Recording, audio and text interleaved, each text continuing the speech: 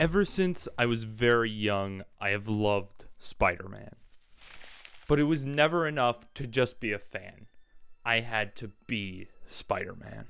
I had plans of being bitten by a spider and moving to New York, but I knew it would take some time because I remember telling my mom that when I'm 18, I would go to New York and become Spider-Man.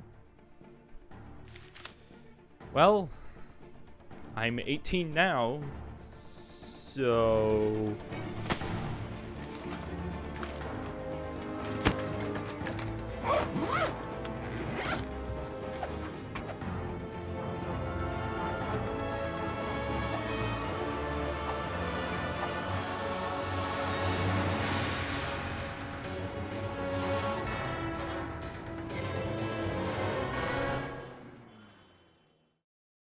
So I didn't just go to New York to fulfill my dream of being Spider-Man. My parents took me on a trip to celebrate my graduation. So I just want to thank my parents very much for taking me on this trip. I had a lot of fun. The first thing we did after getting settled in with everything in our hotel is we walked around Times Square. It was crazy seeing so many people walking around in a place as chaotic as that. And you can't go to New York without getting some pizza. But we didn't start with the traditional slice, but instead a creamy artichoke pizza. It was super rich and creamy, and the slices were ginormous. Huge pizza. That's all we did for day one. We were super tired at this point, so moving on to day two.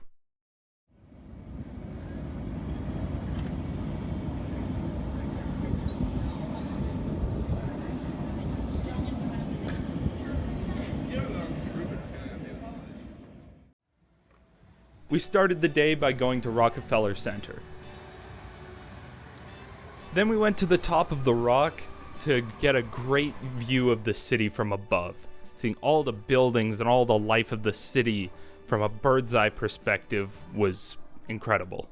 We then took a quick look around the FAO Schwarz toy store and St. Patrick's Cathedral. Then we had to go to the library, which, of course, out front, in front of the library, was where the famous "with great power comes great responsibility" scene from Spider-Man was.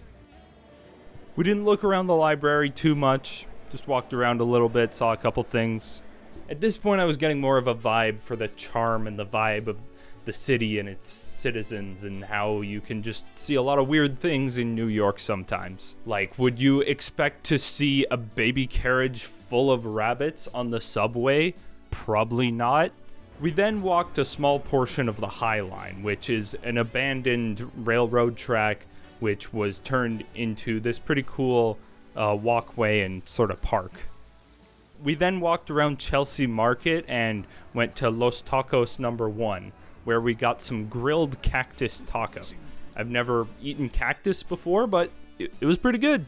We then went to Little Island, which is an interesting looking man-made island, and it was pretty cool. And this was recommended to me by a creator friend of mine that I met online, Andy.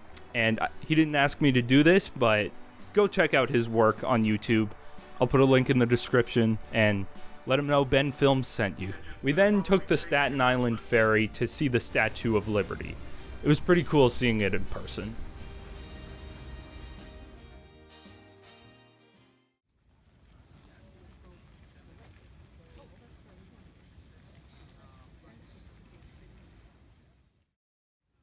We started the day by walking around a small portion of Central Park. And of course, we had to visit the bridge from Spider-Man 3. We then took the subway to Queens, where we got some bagels and coffee. And, I mean, you gotta get a bagel when you're in New York. Then came one of the things that I was most excited for on this trip. If you know anything about me, you know I'm a big fan of movies and cinema history, so we had to go to the Museum of the Moving Image. This museum was super cool. It had a bunch of old zoetropes and old film cameras and audio equipment, and a bunch of Muppets at the Jim Henson exhibit, Chewbacca's head, Miss Doubtfire's face. the face, hand, and foot of an ape from one of my favorite movies, 2001: A Space Odyssey, and so many other cool things. And of course, you gotta see some sort of show when you're in New York. So we went to see a musical parody of Seinfeld called Singfeld, and it was pretty funny. It wasn't a big Broadway show, it was a much smaller scale production, which I thought was kind of cool. It was kind of cool to see something a little smaller when you're in the big city, I guess.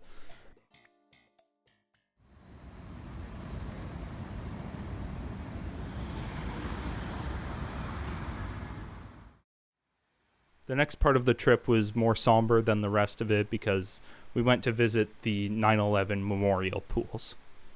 I thought it was important to visit because it's a very important part in the city's history, and I just felt it was important to go and to sort of pay my respects to all the people who were affected by the tragedy.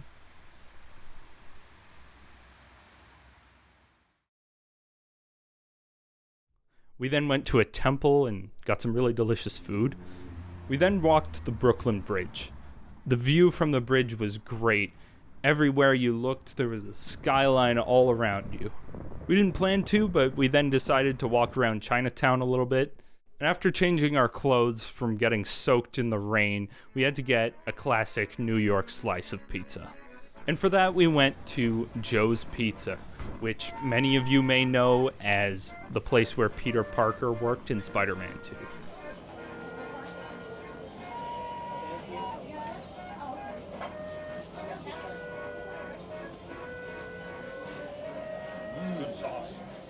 And to finish our time in New York, we went to a jazz club called the Village Vanguard.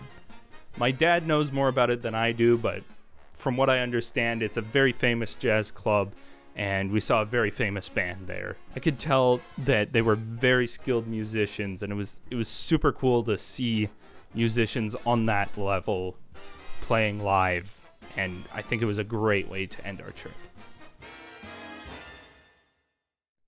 So, in the end, did I really achieve my dream of becoming Spider-Man? Not really. I mean, that's not actually possible. But I had some great interactions with New Yorkers when wearing my Spider-Man mask around the city. When I was taking a photo with my Spider-Man mask on in front of Joe's Pizza, one of the cooks came outside and told me to come inside into the kitchen and take a photo with the staff. And that was probably one of the biggest highlights from my trip. And when taking my mask off after taking a photo in Times Square, there was a New Yorker who said, "Is that the real Peter Parker?" So, in a strange way, maybe I really did become the real Spider-Man. At least as close as I'll ever be. And I think young me would be proud.